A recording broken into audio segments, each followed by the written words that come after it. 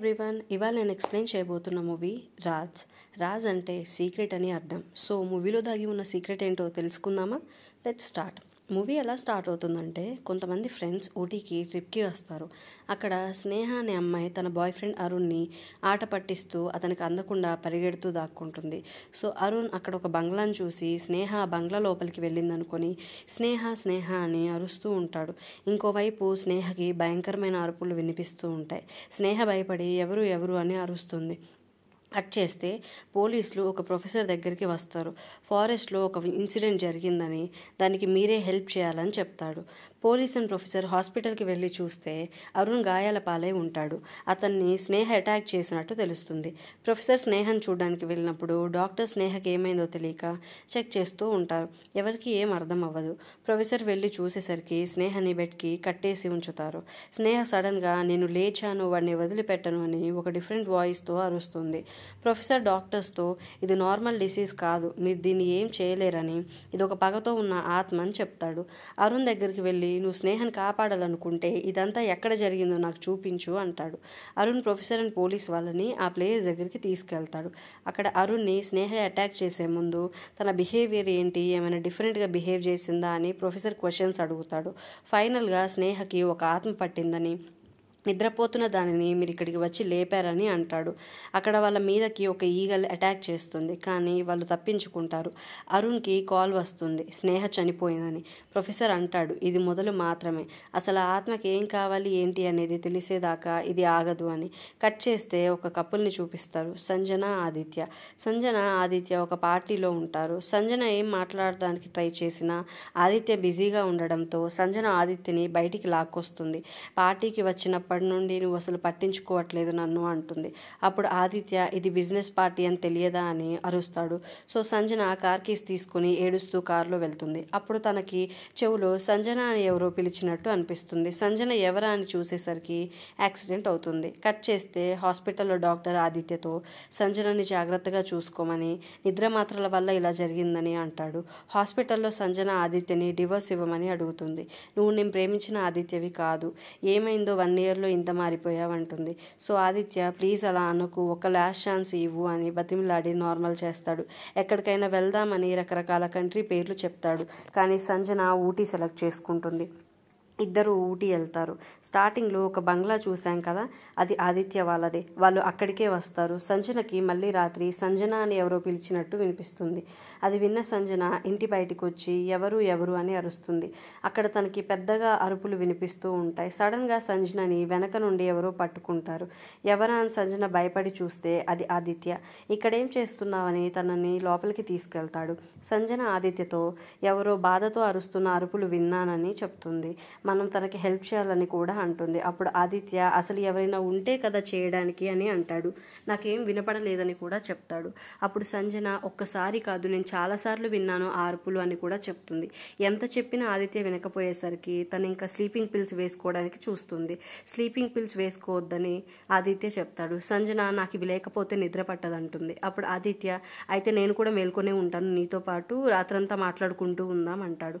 అప్పుడు సంజన నువ్వు నాతో ఉండాల్సిన టైంలో మాట్లాడాల్సిన టైంలో సరిగ్గా లేవు, నేను ఎన్ని నిద్రలేని రాత్రులు గడిపాను, నువ్వు అప్పుడు హ్యాపీగా పడుకున్నావు, నువ్వే సరిగ్గా ఉంటే ఇప్పుడు నాకు ఈ పరిస్థితి వచ్చేది కాదు అని టాబ్లెట్స్ వేసుకొని వెళ్ళిపోతుంది.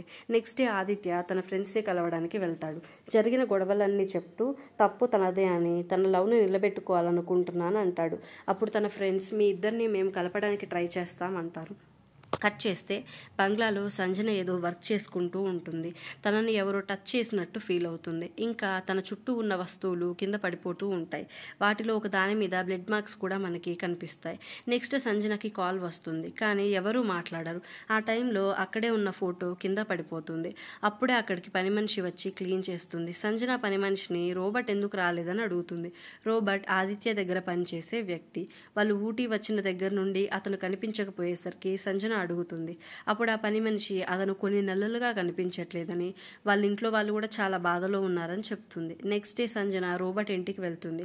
అప్పుడు రోబోట్ భార్య చెప్తారు. బంగ్లాలో 24 గంటలు పనిచేసేవాడమ్మా. సడన్గా బంగ్లా అంటే భయపడుతూ ఉన్నాడు. పనికి అతను వెళ్లకుండా ఏదో ఒక వంకతో నన్ను పంపేవాడు. కానీ ఒకరోజు సడన్గా కనపడకుండా పోయాడని చెప్తుంది. ఇంకా కనపడకుండా పోయే ముందు అతనికి ఏవో శబ్దాలు, ఏడుపులు వినిపిస్తున్నాయని చెప్పేవాడని కూడా చెప్తుంది. కానీ తనకేం అలాంటివి వినిపించేవి కాదని చెప్తుంది. నెక్స్ట్ సంజన నైట్ ఇంట్లో ఉన్నప్పుడు తనకి ఒక గన్ షాట్ సౌండ్ వినిపిస్తుంది. కానీ ఆదిత్య అది గన్ షాట్ కాదు, జస్ట్ డోర్ గట్టిగా పడడం వల్ల వచ్చింది అంటాడు. అప్పుడు సంజన రోబోట్ గురించి ఎందుకు చెప్పలేదని అడుగుతుంది. రోబోట్కి రకరకాల శబ్దాలు వినిపించాయంట కదా, నాకు కూడా అలాగే వినిపిస్తున్నాయని చెప్తుంది. అప్పుడు ఆదిత్య, నా దగ్గర చాలామంది ఎంప్లాయీస్ ఉంటారు, ప్రతి ఒక్కరి గురించి ఆలోచించలేను కదా అంటాడు. ఇంకా వీళ్ళు నైట్ పడుకున్నాక సంజనకు ఎవరో బయట అరుస్తున్నట్టు వినపడుతుంది. బయటికి వెళ్ళి చూస్తే అక్కడ రోబోట్ కనిపిస్తాడు. తనకి ఎవరో అరుపులు వినిపిస్తున్నాయని, వాటి వల్ల తన తల పగిలిపోతుందని రోబోట్ రాయితో కొట్టుకుంటూ ఉంటాడు. ఇంకా సడన్గా సంజన నిద్రలేస్తుంది. నెక్స్ట్ డే సంజన తన ఫ్రెండ్తో, నాకే ఎందుకు వినిపిస్తున్నాయి సౌండ్స్, ఆదిత్యకి ఎందుకు వినపడట్లేదు, ఇక్కడికి మేము దగ్గర అవుదామని వచ్చాం కానీ ఇంకా దూరం అయిపోతున్నట్టుంది అంటుంది. అప్పుడు ప్రియా, నేను నమ్ముతాను, మేబీ వాస్తు ప్రాబ్లం ఏమో అని మూవీ స్టార్టింగ్లో చూపించిన ప్రొఫెసర్ దగ్గరికి తీసుకెళ్తుంది. ప్రొఫెసర్ సంజనతో, నీకు ఏమైనా అరుపులు ఇంకా ఎవరూ లేకపోయినా ఉన్నట్టు ఫీల్ అయ్యావా అని అడుగుతాడు. ఇప్పుడు సంజన, మీకెలా తెలుసు అంటుంది. ఆ ప్రొఫెసర్ బంగ్లా మొత్తం చూసి అక్కడ ఒక రూఫ్ హ్యాంగర్ షేక్ అవుతూ ఉండడం చూసిన ఆయన, దీనిపైన ఏదైనా రూమ్ ఉందా అని చెప్పి అడుగుతాడు. ఆ రూమ్ 2 years నుంచి క్లోజ్ చేసి ఉందని సంజన చెప్తుంది. ఇంకా అక్కడ దయ్యం ఉందో లేదో తెలుసుకోవడానికి ప్రొఫెసర్ ఒక నిమ్మకాయ మంత్రించి ఆ రూమ్లో పెట్టి, సూర్యాస్తమయం అయ్యేలోపు నిమ్మకాయ రెడ్ అయితే ఈ ఇంట్లో దుష్ట ఆత్మ ఉన్నట్టే, లేకపోతే లేదని చెప్తాడు. సంజన సన్సెట్ తర్వాత వెళ్ళి చూస్తే నిమ్మకాయ రెడ్గా మారిపోతుంది. ఇంకా సంజన ఆదిత్య హోటల్లో మీటింగ్లో ఉంటే వెళ్ళి మన ఇంట్లో దయ్యం ఉందని ఏడుస్తుంది. ఇదంతా ప్రొఫెసర్ వల్ల జరిగిందని ఆదిత్య వెళ్ళి ప్రొఫెసర్ని కొడతారు. ఇంకోసారి తన ఇంటికి వస్తే పోలీస్ కంప్లైంట్ చేస్తా అంటాడు. కట్ చేస్తే ఆదిత్య ఫాదర్ కాల్ చేసి ఆదిత్యని అర్జెంటుగా బాంబే వెళ్ళాలి, ఎమర్జెన్సీ మీటింగ్ అని చెప్తాడు. సో సంజన ఆదిత్య బాంబే కార్లో స్టార్ట్ అవుతారు. ఇంకా సంజన ప్రియని ప్రొఫెసర్కి సారీ చెప్పమని పంపిస్తుంది. ప్రియా ప్రొఫెసర్కి సారీ చెప్తూ సంజననే రావాలనుకుంది కానీ అర్జెంటుగా తను బాంబే వెళ్లాల్సి వచ్చింది అని చెప్తుంది. అప్పుడు ప్రొఫెసర్, ఎవరూ ఎక్కడికి వెళ్ళలేరు, ఆ ఆత్మ సంజనని ఎక్కడికి వెళ్ళనివ్వదు అని చెప్తాడు. అతను చెప్పినట్టే వాళ్ళు వెళ్లే రోడ్ కొండ చర్యలు విరిగిపోవడం వల్ల బ్లాక్ అయిపోతుంది. సో ఇంటికి వచ్చేస్తారు. ఆదిత్య వేరే రూట్లో వెళ్తా అని, కానీ అది సేఫ్ కాదు, సో అతను ఒక్కడే వెళ్తాడని చెప్తాడు సంజనకి. ప్రియా సంజనతో బంగ్లాలో వద్దు, తన ఇంటికి వచ్చేయమని అడుగుతుంది. కానీ సంజన, లేదు, ఆ ఆత్మ నిజంగా ఉందా, నాకు ఇవన్నీ ఎందుకు జరుగుతున్నాయో తెలుసుకోవాలి.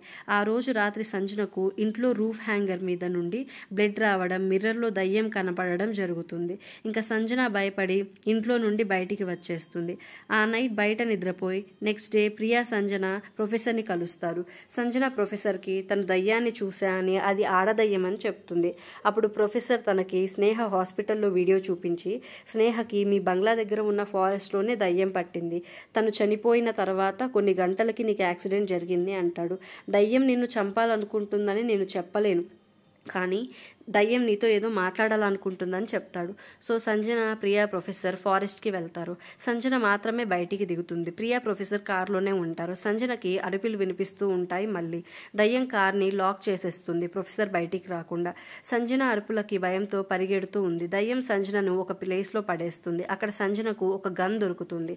అది ఎవరిదో డీటెయిల్స్ తెలుసుకుంటారు. అది రిటైర్డ్ కల్నల్ అర్జున్దని తెలుసుకుంటారు. అర్జునే ఎవరో అమ్మాయిని చంపాడని అనుకుంటారు వీళ్ళంతా.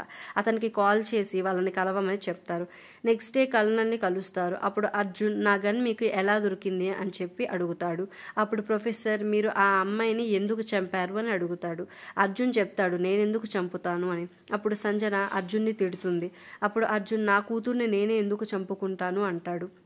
తన కూతురికి మెంటల్ అని, చాలాసార్లు హాస్పిటల్ నుండి తప్పించుకొని పారిపోయిందని చెప్తాడు. తనను కూడా ఒక రూమ్లో లాక్ చేసి ఒకరోజు గన్ తీసుకొని వెళ్ళిపోయిందని, ఆ రోజు నుంచి కనిపించట్లేదని చెప్తాడు. ఇంకా నైట్ ప్రియా అంటుంది, అసలు ఆ దయ్యం నీకెందుకు కనిపించింది, తను ఎవరో తెలిసేలా ఎందుకు చేసింది అని.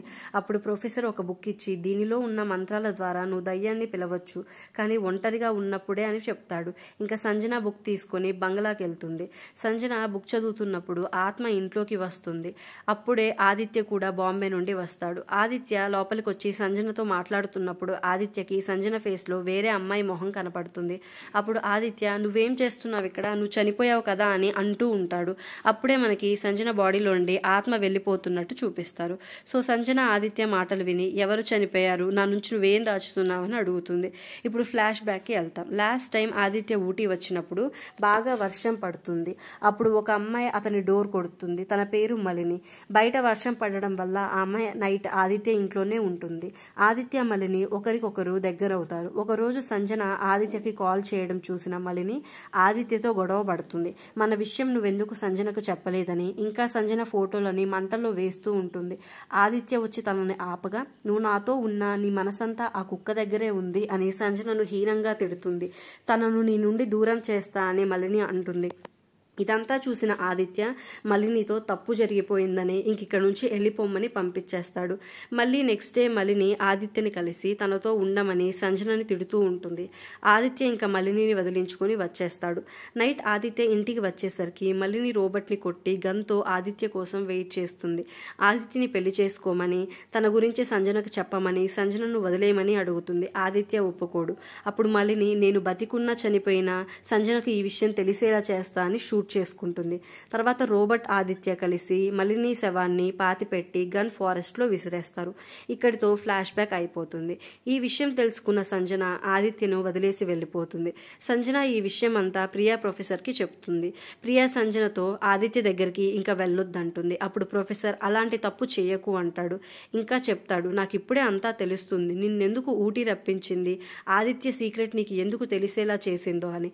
తను మీ ఇద్దరిని విడదీయాలనుకుంటుంది అంటాడు. ఇలా చేయడం వల్ల తనకేం లాభమని ప్రియ అడుగుతుంది. అప్పుడు ప్రొఫెసర్ ఆదిత్య అంటాడు, ఆదిత్యను చంపి తనతో తీసుకుపోవాలనుకుంటుంది. సో నువ్వు వైఫ్గా కాకపోయినా ఒక మనిషిగా అయినా ఆదిత్యని రక్షించు అంటాడు.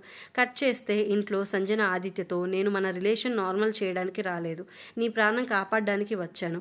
ఒకసారి ఊటీ నుండి మీ ఇంట్లో వదిలేశాక నీ మొహం కూడా చూడనని కారులో తీసుకెళ్లిపోతుంది. కారు వెళ్ళిపోయిన నెక్స్ట్ మినిట్ ఇంకో కారు వస్తుంది. అందులో ప్రొఫెసర్ సంజన వాళ్ళు దిగుతారు. వచ్చి పని మనిషిని, సార్ ఎక్కడా అని అడుగుతారు. ఇప్పుడేగా మేడం మీతో వెళ్ళారు అని చెప్తుంది. ఇంకా ఆదిత్యని దయ్యం తీసుకెళ్ళిందని అర్థమైపోతుంది. ఆదిత్యకి యాక్సిడెంట్ అవుతుంది. ఆదిత్య బతకడం కష్టమని డాక్టర్స్ చెప్తారు. ఆదిత్య బతకాలంటే మళ్ళీ బాడీని తగలబెట్టాలని ప్రొఫెసర్ చెప్తాడు. సంజన ఏడుస్తూ ఆదిత్యని ఆ దయ్యం ఎక్కడికి తీసుకెళ్లిపోలేదని, తన భర్తని తనే కాపాడుకుంటా అని ప్రొఫెసర్కి చెప్తుంది. తను ప్రొఫెసర్ కలిసి ఫారెస్ట్కి వెళ్తారు. అక్కడ బాడీ ఎక్కడ ఉందో కనిపెట్టి తవ్వుతూ ఉంటారు. పెట్రోల్ తేవడానికి వెళ్ళిన ప్రొఫెసర్ని దయ్యం చంపేసి అతని బాడీలోకి వస్తుంది. ప్రొఫెసర్ సంజన మీద అటాక్ చేస్తాడు. అప్పుడు సంజన అతని నుండి తప్పించుకునే ప్రాసెస్లో రోబోట్ డెడ్ బాడీ చూస్తుంది. ఇంకా సంజన ప్రొఫెసర్ నుండి తప్పించుకుంటూ మళ్ళీ బాడీని తగలబెట్టేస్తుంది. హాస్పిటల్లో ఆదిత్య ఆపరేషన్ సక్సెస్ అవుతుంది. మూవీ ఇక్కడితో ముగుస్తుంది. వీడియో నచ్చితే ప్లీజ్ లైక్, షేర్